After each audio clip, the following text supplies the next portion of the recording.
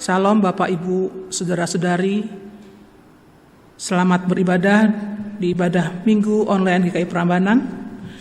Bagi segenap anggota jemaat dan simpatisan GKI Prambanan, dan juga jemaat yang lain yang bergabung bersama dengan kami. Semoga ibadah ini dapat membawa berkat dan memperteguh iman percaya kita kepada Tuhan. Segala kemuliaan hanya bagi nama Tuhan kita Yesus Kristus. Tuhan memberkati kita sekalian. Warta lisan, yaitu ibadah Minggu 30 Agustus 2020, akan dipimpin oleh Pendeta Yuniar Kartika Absari. Warta jemaat yang dapat dibaca melalui warta jemaat online yang telah di-share di grup WhatsApp GKI Prambanan. Mari kita mempersiapkan hati dan pikiran kita dan bangkit berdiri. Kita nyanyikan PKJ 2 ayat 1. Mulia, mulia namanya.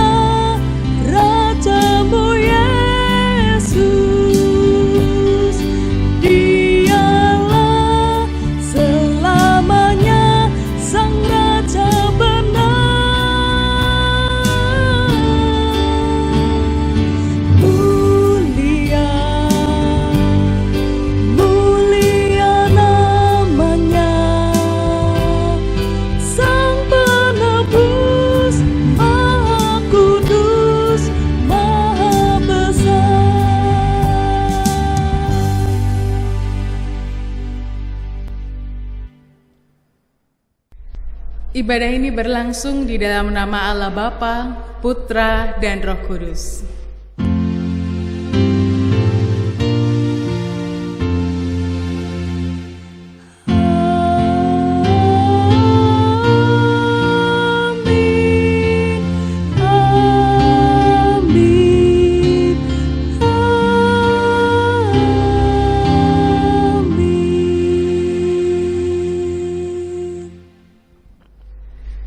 Tuhan beserta saudara.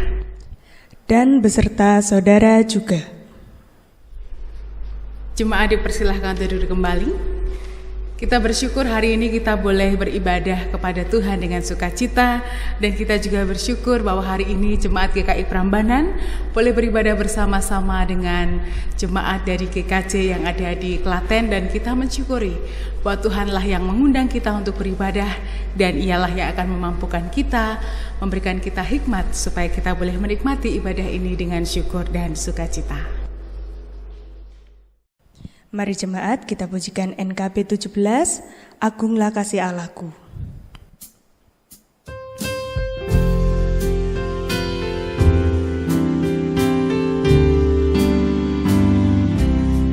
Agunglah kasih Allahku, tiada yang setaranya, neraka dapat direngkuh, kartika pun tergapailah, karena kasih-Nya agunglah Sang Putra menjelma. Dia mencari yang sesat dan diampuninya. Oh kasih Allah agunglah, tiada bandingnya, kekal teguh dan mulia dijunjung umat-Nya.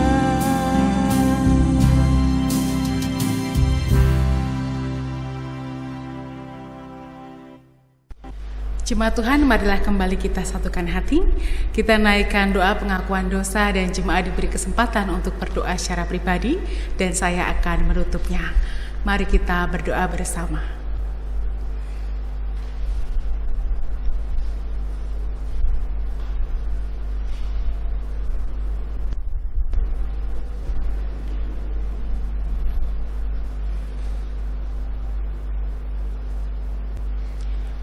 Tuhan, inilah kami membawa hati kami yang hancur. Kami tertunduk malu di hadapan Tuhan karena kami mengingat dan menyesali segala kesalahan dan dosa yang kami perbuat, baik melalui tutur kata kami, perbuatan kami, ataupun pemikiran kami. Kiranya Engkau yang mengampuni segala kesalahan dan dosa kami. Engkau melayakkan kami untuk boleh kembali kepadamu ya Tuhan, dan juga hidup lebih baik lagi, dan mengikuti apa yang menjadi kehendak Tuhan dan pemikiran Tuhan di dalam kehidupan kami. Di dalam nama Tuhan Yesus Kristus kami berdoa dan memohon. Amin. Mari jemaat kita pujikan NKB 14 baitnya yang pertama, Jadilah Tuhan kehendak-Mu.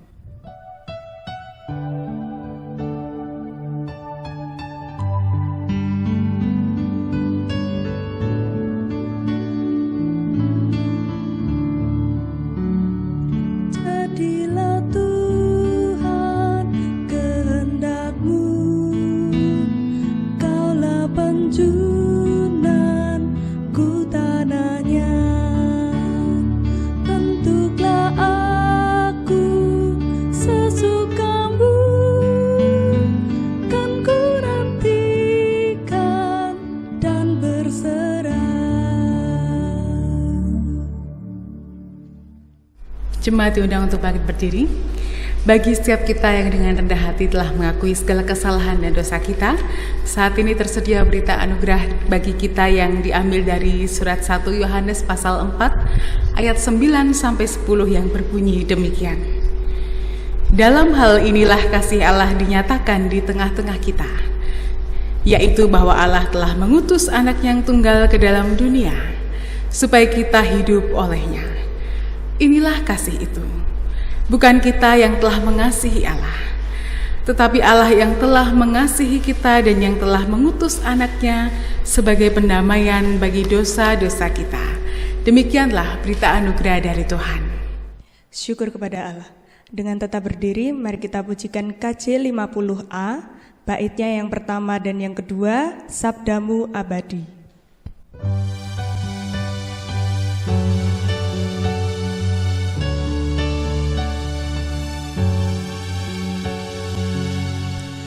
Sabdamu abadi, seluruh langkah kami yang mengikutinya,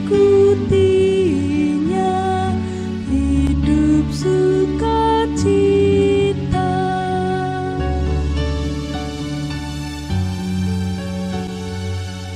Di tengah ancaman, sabdamu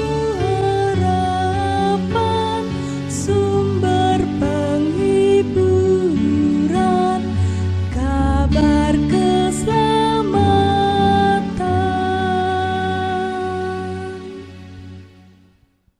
Mari kita berdoa sebelum membaca dan merenungkan kebenaran sabda Tuhan. Ya Tuhan, kami mengucap syukur hari ini kami boleh duduk diam di hadirat Tuhan. Kami boleh memuji nama Tuhan, berdoa, dan juga saat ini kami akan merenungkan kebenaran sabda-Mu. Sabda-Mu yang abadi adalah sesuatu yang dapat membuat kami merasa sukacita Tuhan. Karena melalui sabda-Mu, Engkau membimbing kami, Engkau mendidik, memberikan kami kekuatan dan semangat. Bahkan sabda-Mu juga menegur kami apabila kami melakukan segala kesalahan. Dan sabda-Mu juga memberikan janji bagi kami, sehingga memperkuat iman kami kepada Tuhan. Dan biarlah saat ini kami boleh berkonsentrasi dengan baik. Hati kami terbuka untuk kebenaran sabda Tuhan. Bacaannya akan kami baca bersama-sama. Perenungan yang akan kami gumulkan bersama-sama. Kiranya boleh memperkuat iman kami kepada Tuhan, menolong kami, supaya kami boleh memiliki pikiran Allah di dalam kehidupan kami, dan kami juga tidak mengandalkan keinginan dan pemikiran kami sendiri. Biarlah Roh Kudus yang saat ini menguasai kehidupan kami dan hati kami, dan di dalam nama Tuhan Yesus Kristus kami memohon. Amin. Bacaan Injil hari ini diambil dari Injil Tuhan Yesus Kristus menurut Matius pasal 16 ayat 21 sampai 28. Matius pasal 16 ayat 21 sampai 28 yang berbunyi demikian.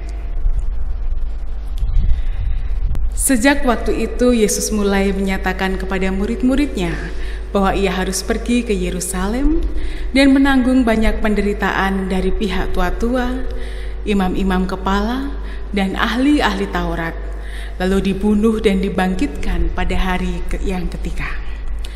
Tetapi Petrus menarik Yesus ke samping dan menegur dia, katanya, "Tuhan, kiranya Allah menjauhkan hal itu sekali-kali takkan menimpa engkau." Maka Yesus berpaling dan berkata kepada Petrus, "Enyahlah iblis, engkau suatu batu sandungan bagiku. Sebab engkau bukan memikirkan apa yang dipikirkan Allah, melainkan apa yang dipikirkan manusia." Lalu Yesus berkata kepada murid-muridnya, "Setiap orang yang mau mengikut aku, ia harus menyangkal dirinya, memikul salibnya, dan mengikut aku. Karena barang siapa mau menyelamatkan nyawanya, ia akan kehilangan nyawanya. Tetapi barang siapa kehilangan nyawanya karena aku, ia akan memperolehnya. Apa gunanya seorang memperoleh seluruh dunia tetapi kehilangan nyawanya? Dan apakah yang dapat diberikan sebagai ganti nyawanya? Sebab Anak Manusia akan datang dalam kemuliaan Bapanya, diiringi malaikat-malaikatnya. Pada waktu itu ia akan membalas setiap orang menurut perbuatannya. Aku berkata kepadamu, sesungguhnya di antara orang yang hadir di sini, ada yang tidak akan mati sebelum mereka melihat Anak Manusia datang sebagai Raja dalam kerajaannya." Demikianlah Injil Tuhan Yesus Kristus. Yang berbahagia adalah kita yang mendengar firman Tuhan, menyimpan di dalam hati dan dengan sukacita melakukannya. Haleluya.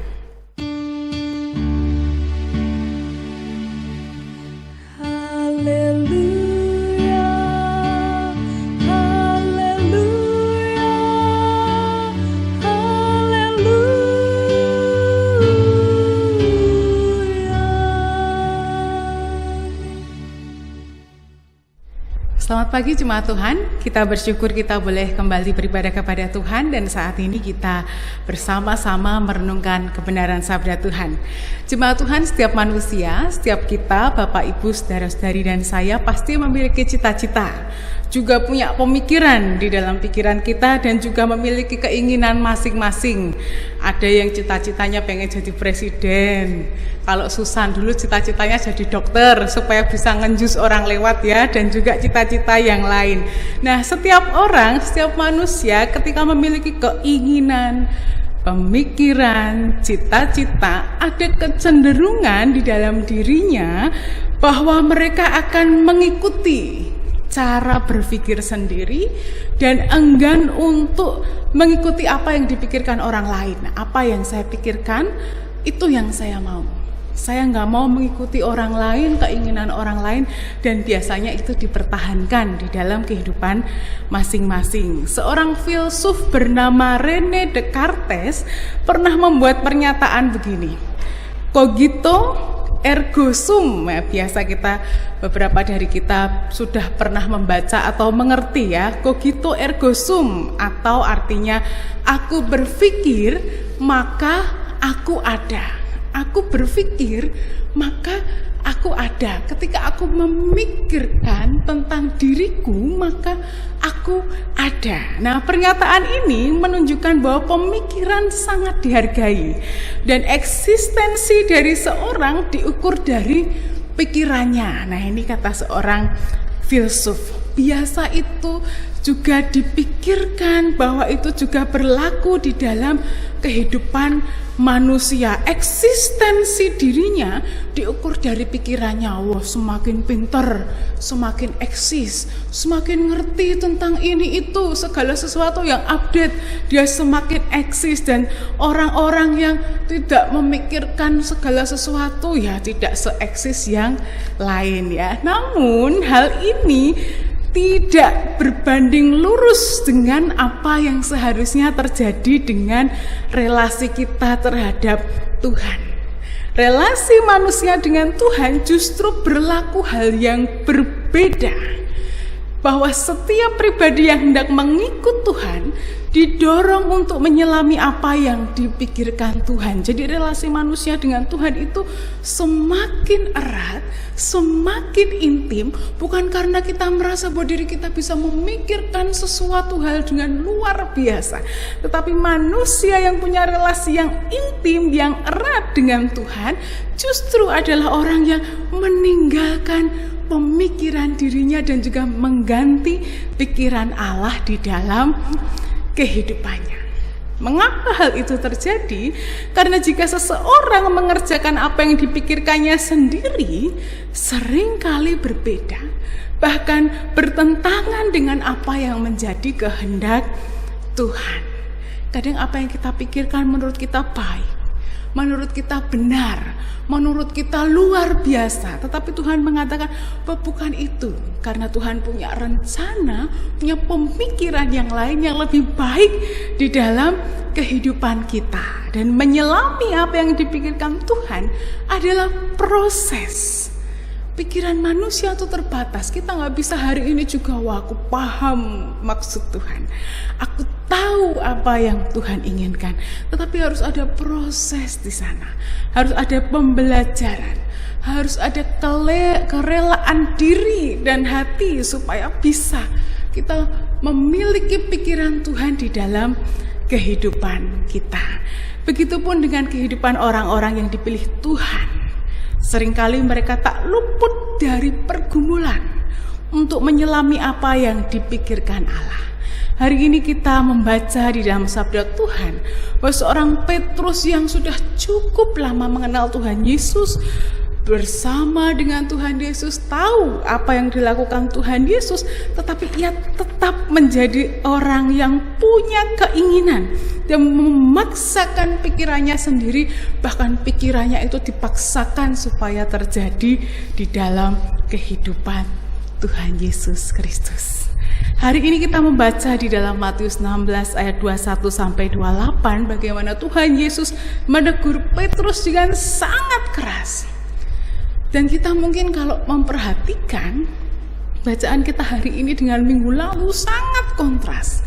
Bukankah minggu lalu kita melihat bahwa Tuhan Yesus memuji Petrus ya, karena ia menyampaikan pengakuan iman bahwa Yesus adalah Mesias, dan Tuhan Yesus mengatakan bahwa Petruslah yang akan memegang kunci surga. Tetapi hari ini tidak jauh dari bacaan minggu lalu dan konteksnya itu berurutan, tiba-tiba Tuhan Yesus menegur Petrus dengan luar biasa keras. Hal ini terjadi karena Petrus di hadapan para murid berani menarik dan juga menegur Yesus. Ini adalah satu sikap yang menunjukkan bahwa Petrus sedang marah. Petrus tidak suka kepada apa yang dikatakan Tuhan Yesus, bahwa sebentar lagi Tuhan Yesus akan menderita. Tuhan Yesus menegur Petrus karena Petrus tidak memberi ruang bagi Allah di dalam hati dan pikirannya. Bahkan dia tidak mau menyelami apa yang menjadi pemikiran Allah. Petrus tidak rela kalau Yesus Sang Mesias yang diakui itu akan diperhadapkan dengan peristiwa yang memilukan, mendukakan di dalam penderitaan. Dia mengatakan bahwa hal itu sekali-kali tidak akan terjadi ya. Kemudian Tuhan Yesus menegur dengan tujuan supaya Petrus dididik dengan baik. Tuhan Yesus menegur supaya murid-muridnya dan kita semua tahu bahwa manusia itu memiliki pikiran yang terbatas. sadaro, ya. Jangan pernah memaksakan pemikiran itu ke dalam kehidupan kita dan juga kehidupan orang lain, tetapi terbuka. Jangan sampai kepentingan diri sendiri yang meliputi pikiran kita, tetapi kita dengan tulus membuka hati kita, pikiran kita. Izinkan pikiran Allah itu masuk. Apa yang menjadi maksud Tuhan di dalam kehidupan kita, biarlah itu masuk di dalam diri kita. Tidak hanya memaksakan kepentingan dan juga keinginan sendiri. Nah, di dalam Tuhan Yesus mendidik murid-murid, ada 3 hal penting yang disampaikan kepada mereka supaya mereka memahami pikiran Allah itu seperti apa sih, melakukannya di dalam kehidupan kita tuh seperti apa sih. Nah, dengan sederhana Tuhan Yesus di dalam Matius 16 ayat 24 mengatakan bahwa menyangkal diri, memikul salib, dan juga mengikut Yesus adalah 3 cara yang dapat ditempuh supaya kita dapat memiliki pemikiran Allah dan hidup di dalam pikiran atau rencana Allah.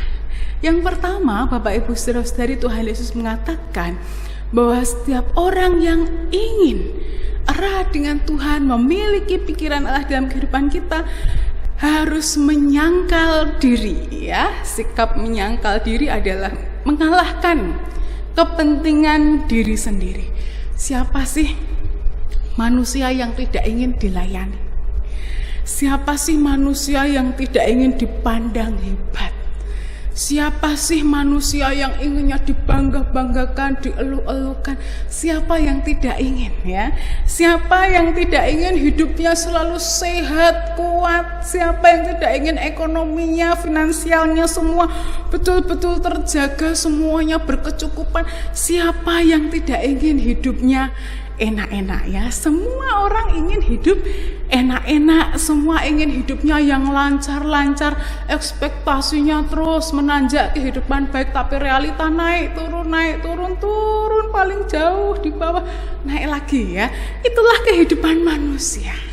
Tetapi Tuhan Yesus mengatakan bahwa memiliki pikiran Allah adalah ketika kita dapat menyangkal diri kita. Ketika kita ingin dilayani, Tuhan mengatakan, layanilah sesamamu.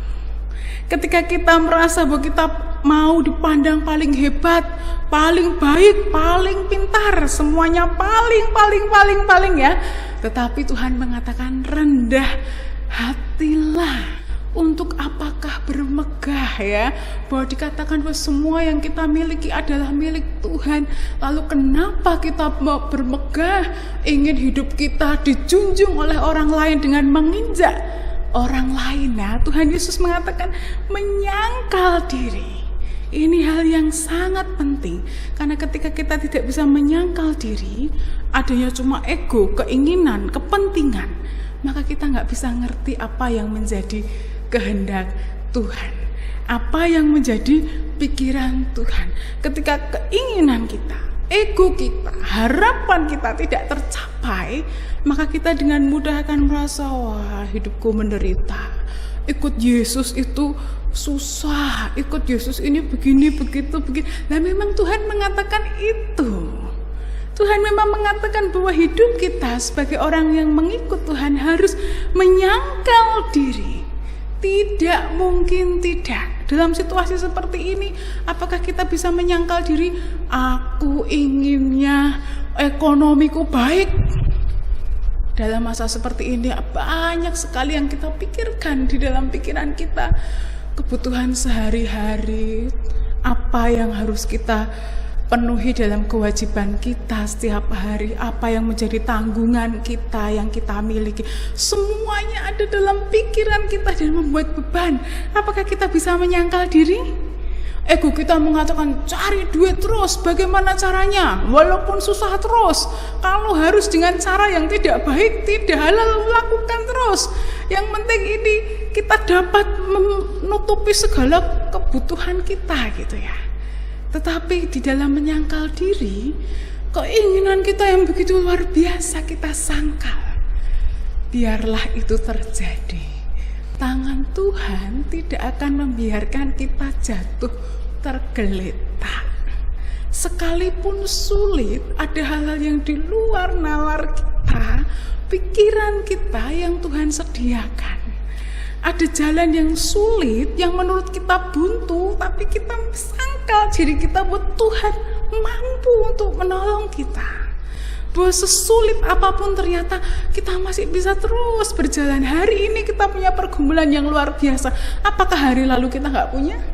Barangkali hari lalu lebih luar biasa, mengerikan dan menakutkan daripada pergumulan kita hari ini. Tetapi kenapa kok kita terus bisa berjalan bahkan sampai hari ini? Oh, ternyata Tuhan menolong kita. Bahwa ketika kita menyangkal ego kita, keinginan kita, dan juga mengalahkan kepentingan kita sendiri untuk kepentingan Tuhan, memang ini yang Tuhan lakukan untuk kehidupan kita.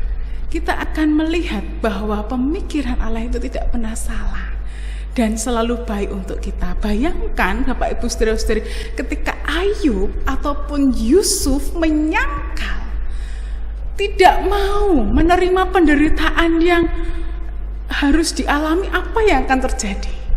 Tetapi mereka menyangkal dirinya, bukan menyangkal penderitaannya ya, menyangkal dirinya, tetap melakukan itu sehingga Ayub di akhir kisahnya boleh mendapatkan apa yang terhilang.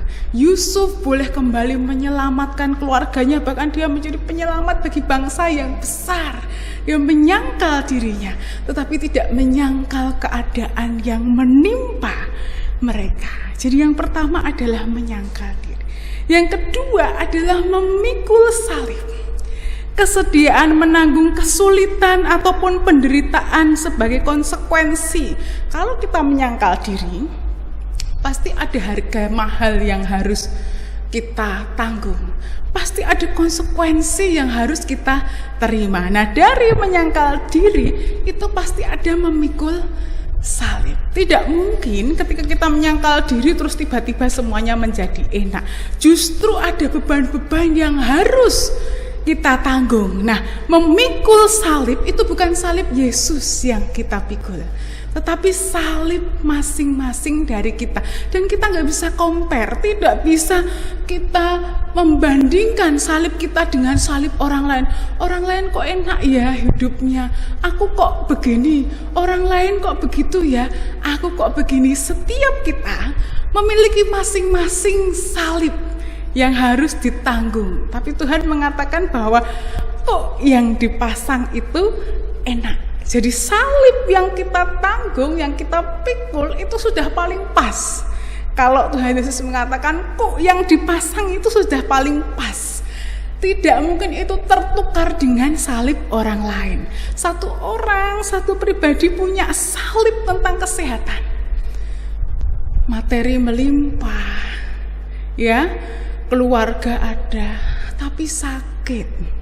Ya, mungkin orang yang punya salib ini mengatakan, "Bu, aku sehat aja toh, nggak punya duit nggak apa-apa, yang penting sehat."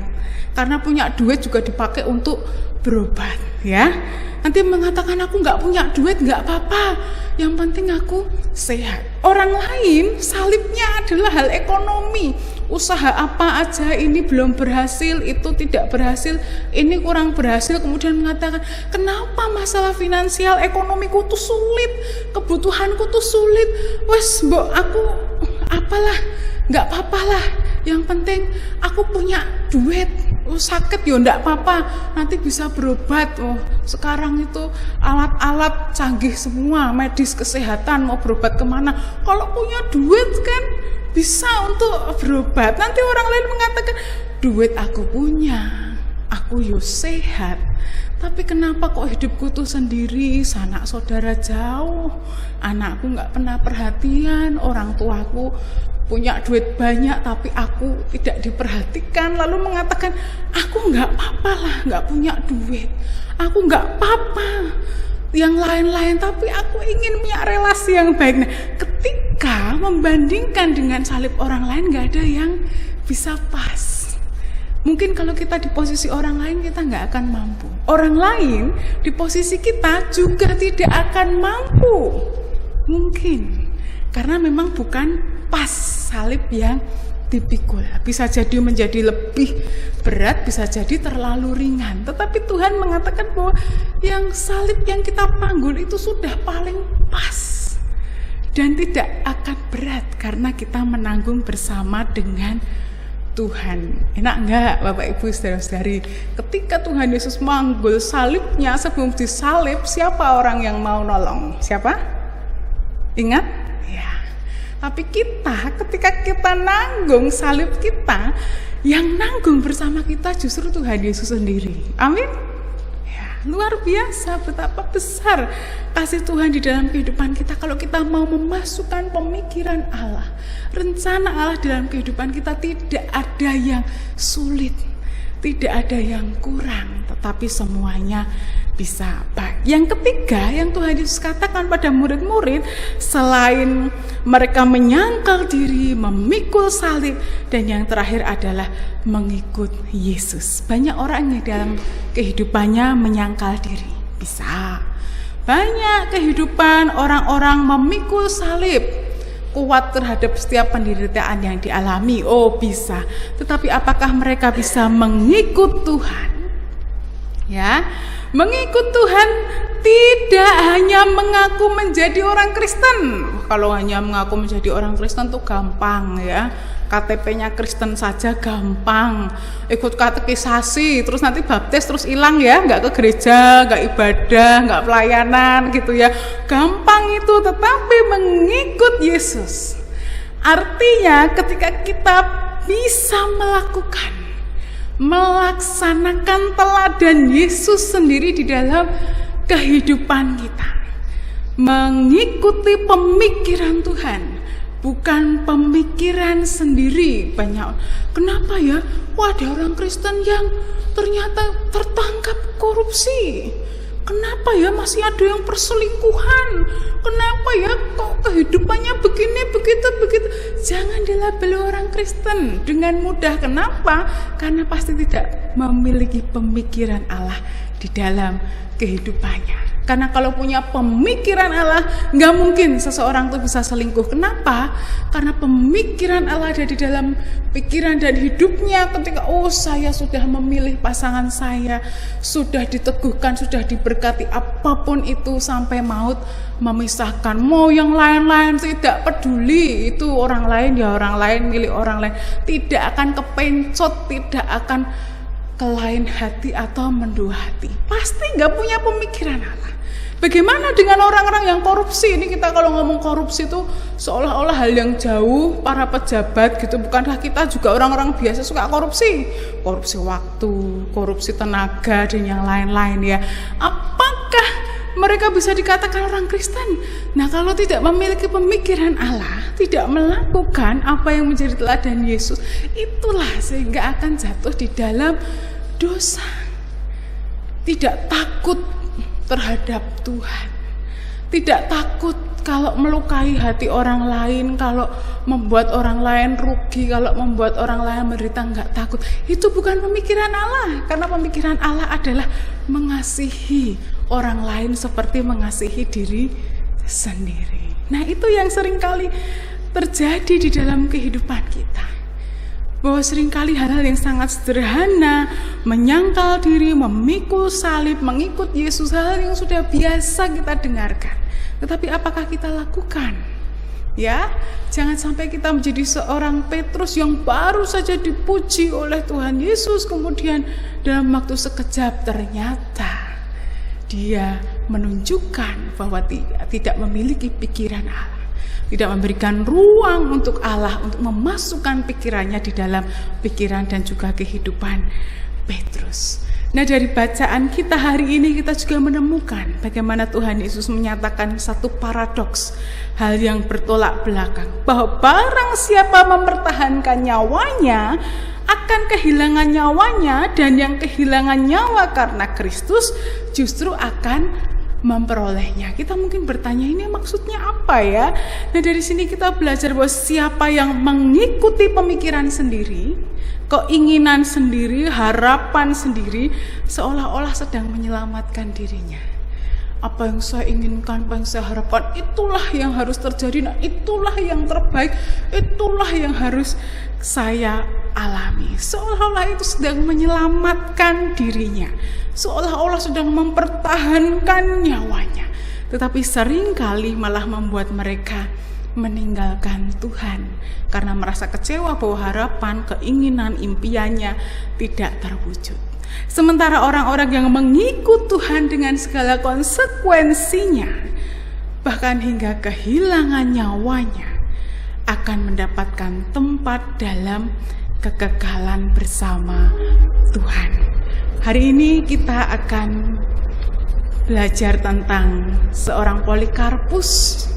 Kisah Polikarpus, bapak gereja dan juga uskup di Smyrna, yang pada saat itu sedang diadili di tengah stadion. Dia diadili karena ia dianggap sebagai pengkhianat, dia dianggap sebagai penghasut karena tidak mau menyembah kaisar sebagai Tuhan. Kemudian di tengah ancaman penyiksaan, Polikarpus diminta untuk menyembah kaisar. Ya, sudah di stadion, sudah banyak orang mau diadili, mau disiksa, tetapi Polikarpus menolak dan dia mengatakan bahwa 86 tahun aku mengabdi kepadanya. Dan dalam sesuatu apapun ia tak berbuat salah kepadaku. Bagaimana mungkin aku mengumpat rajaku yang menyelamatkan aku? Ya, ini luar biasa sekali bahwa dalam keadaan yang begitu terhimpit, menyakitkan, menyedihkan, tapi Polikarpus menolak untuk mengumpat rajanya, yaitu Tuhan Yesus sendiri, dan ia juga menolak untuk menyembah kaisar sebagai Tuhan. Bagaimana dengan kehidupan kita, Bapak Ibu Saudara-saudari? Apakah pikiran-pikiran kita yang seringkali membuat kita kecewa itu membuat kita mengumpat raja kita? Apakah kekecewaan kita yang begitu mendalam membuat kita meninggalkan Tuhan kita? Kalau itu yang terjadi, mari Bapak Ibu Saudara-saudari dan saya, kita buka hati dan pikiran kita.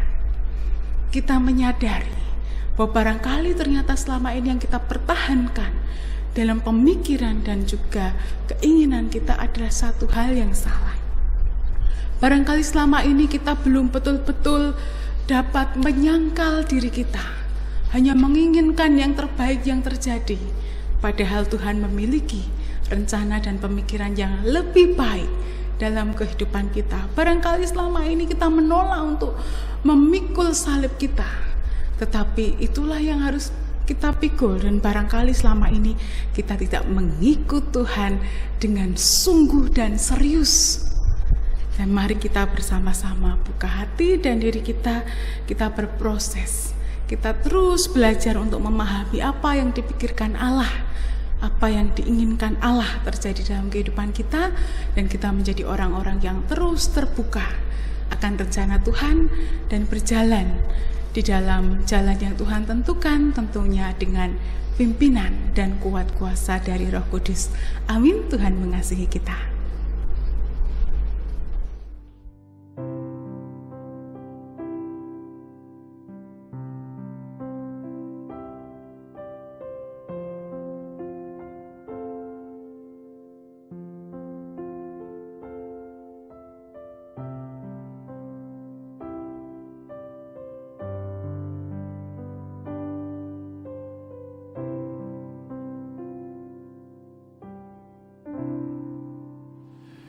Jemaat kami undang untuk bangkit berdiri.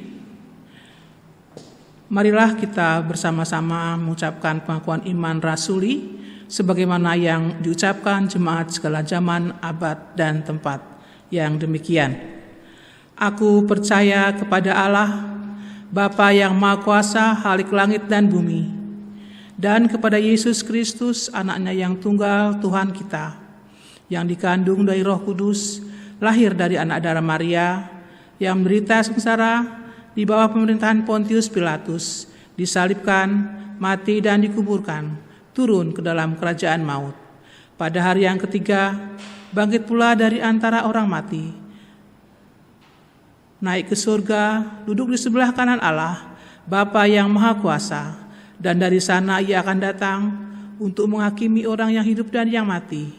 Aku percaya kepada Roh Kudus, gereja yang kudus dan persekutuan orang kudus, pengampunan dosa, kebangkitan orang mati, dan hidup yang kekal. Amin. Jemaat bersama duduk kembali. Mari jemaat Tuhan kita bersatu di dalam doa. Tuhan Yesus Kepala Gereja, kami mengucap syukur untuk kasih setia Tuhan di dalam kehidupan kami, bagi setiap gereja Tuhan dimanapun berada, khususnya bagi GKI Prambanan dan juga GKJ yang ada di Klaten yang saat ini beribadah bersama kami, juga untuk gereja-gereja di mana jemaatnya mungkin saat ini juga beribadah bersama dengan kami. Di tengah pandemi ini Tuhan, kami mengandalkan Tuhan di dalam kehidupan kami. Kami terus memohon hikmat dan bimbingan dari Tuhan. Kami rindukan untuk kembali boleh beribadah ke gedung gereja kami, tetapi melalui hikmat dan juga kesabaran yang Tuhan berikan pada kami saat ini masih boleh melakukan ibadah melalui ibadah online, dan pada waktu Tuhan nanti kami yakin kami boleh kembali beribadah di gedung gereja dengan protokol kesehatan yang kami perhatikan. Dan kami juga memohon kiranya Tuhan senantiasa memelihara iman jemaat kami ya Tuhan dimanapun mereka berada, supaya boleh terus bertumbuh bahkan di tengah pandemi seperti ini, ketika waktu-waktu ibadah atau persekutuan banyak sekali kami lakukan di dalam kegiatan online, tetapi tidak mengurangi hikmat mereka dan juga iman mereka kepada Tuhan. Dan kiranya setiap program kerja dan pelayanan yang dilakukan oleh setiap gereja juga boleh berjalan dengan baik dan juga menjadikan berkat bagi setiap jemaat ataupun masyarakat yang kami layani. Kami ingin berdoa untuk jemaat Tuhan yang berulang tahun seminggu ini. Terima kasih untuk pertambahan usia yang Tuhan berikan kepada mereka. Biarlah mereka semakin giat melayani Tuhan, semakin giat melayani sesama, dan juga hidup sesuai dengan pikiran Allah di dalam kehidupan mereka. Kami juga ingin berdoa, bergumul bersama jemaat Tuhan yang saat ini sedang ada di dalam keadaan sakit atau dalam masa pemulihan. Biarlah kasih kuasa Tuhan yang senantiasa melingkupi mereka. Berikan kekuatan, kesabaran, dan ketabahan, dan juga proses pemulihan ataupun kesehatan boleh dijalani dengan baik dengan mengandalkan Tuhan dan pertolongan Tuhan yang akan turun atas mereka. Kami juga ingin berdoa untuk saudara-saudara kekasih kami yang sudah memasuki masa usia lanjut Tuhan. Tuhan berikan kekuatan, Tuhan berikan kesehatan, Tuhan melindungi, Tuhan berikan sukacita dimanapun mereka berada. Kami juga berdoa Tuhan, di tengah pandemi COVID-19 ini kami bersyukur bahwa sudah ada vaksin yang telah ditemukan, dan pada saat ini masih dalam masa uji coba. Biarlah semua boleh berjalan dengan baik, boleh dengan lancar.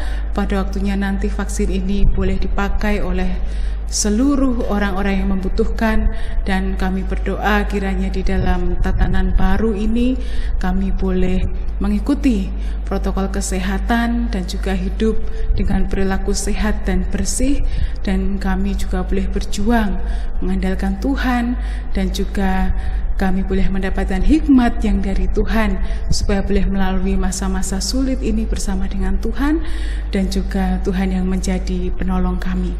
Kami berdoa untuk bangsa negara kami, Tuhan lindungi, Tuhan bimbing para pemimpin baik yang ada di pusat ataupun daerah, semua boleh bekerja sama dengan baik dan boleh membuat bangsa negara kami berjalan di jalan-jalan Tuhan, dan Engkau yang memberkati kami. Untuk setiap pergumulan kami yang saat ini sedang kami alami Tuhan, untuk anak-anak kami di dalam masa belajar online atau belajar dari rumah, ya Tuhan memberikan anak kami kepandaian, kecerdasan. Bagi setiap orang tua yang mendampingi, Tuhan juga berikan kekuatan dan juga kesabaran. Dan juga untuk pergumulan kami yang kami alami pribadi lepas pribadi, kami serahkan di dalam kuasa Tuhan. Engkau sumber penolong kami, Engkau yang berjalan bersama kami, Engkau tak pernah meninggalkan kami, bahkan berkat dan pengampunan nyata di dalam kehidupan kami. Inilah doa syafaat kami ya Tuhan. Kami menutupnya dengan menyanyikan doa Bapa kami.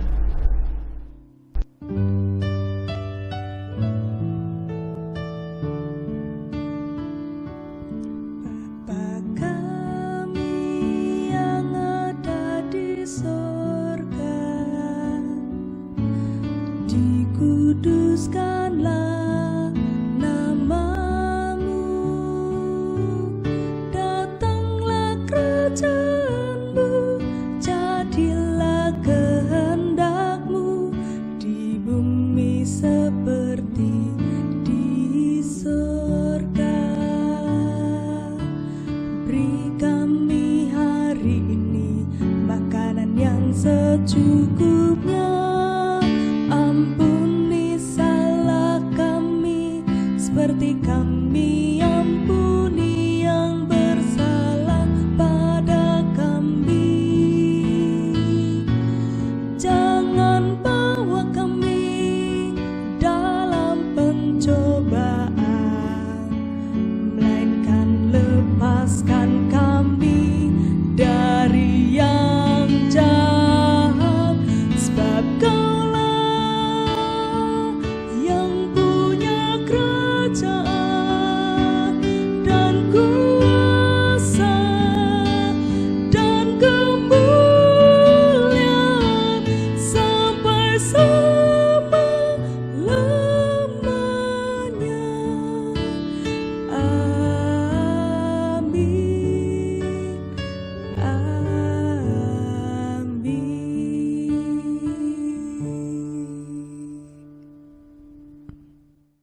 Dengan terus bersandar kepada Tuhan, kita yakin dan percaya bahwa berkat-Nya juga terus tercurah bagi kita.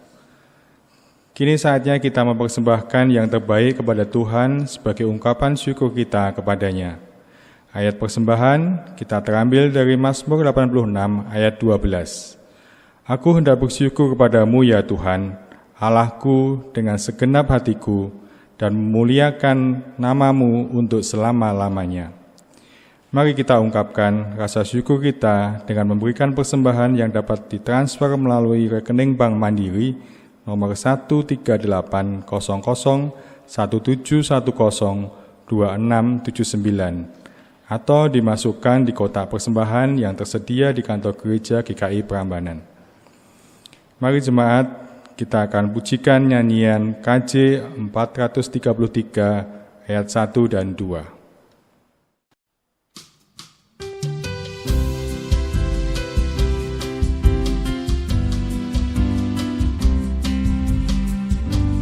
Aku suka membagi pada orang tak punya akar, Tuhan dipuji tiap orang di dunia.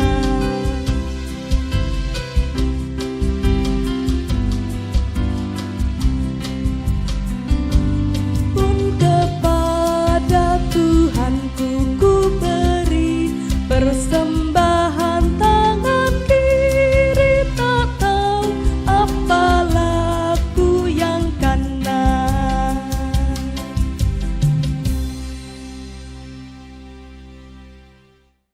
Jemaat kami undang untuk bangkit berdiri. Mari kita naikkan doa persembahan kita, mengucap syukur atas persembahan yang kita berikan. Tuhan adalah Bapa kami yang bertata di dalam kerajaan surga. Kembali kami datang kepadamu Tuhan, kami mengucap syukur bahwa dalam ibadah ini kami juga boleh membawa persembahan sebagai ucapan syukur kami ya Tuhan. Inilah ucapan syukur kami karena kasih setia Tuhan yang tidak pernah berkesudahan atas kehidupan kami, pribadi lepas pribadi, hari lepas hari. Dan kiranya Tuhan, Engkau yang akan menyucikan persembahan yang kami kumpulkan, supaya menjadi kemuliaan bagi nama-Mu. Dan Tuhan, kiranya Engkau juga yang akan memberkati, Engkau yang akan menolong setiap majelis yang diberikan tanggung jawab untuk mengelola persembahan ini, sehingga semuanya boleh berkenan di hadapan Tuhan. Kami menyerahkan persembahan ini dalam nama Tuhan kami Yesus Kristus, Juru Selamat kami yang hidup. Amin.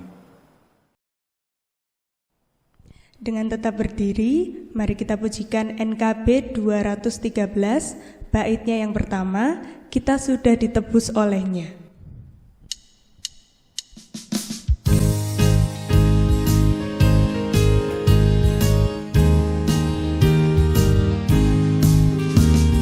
Kita sudah ditebus olehnya, kinilah yanilah mukalismu, maju terus dan kibarkan pancinya, sanjung Rajamu.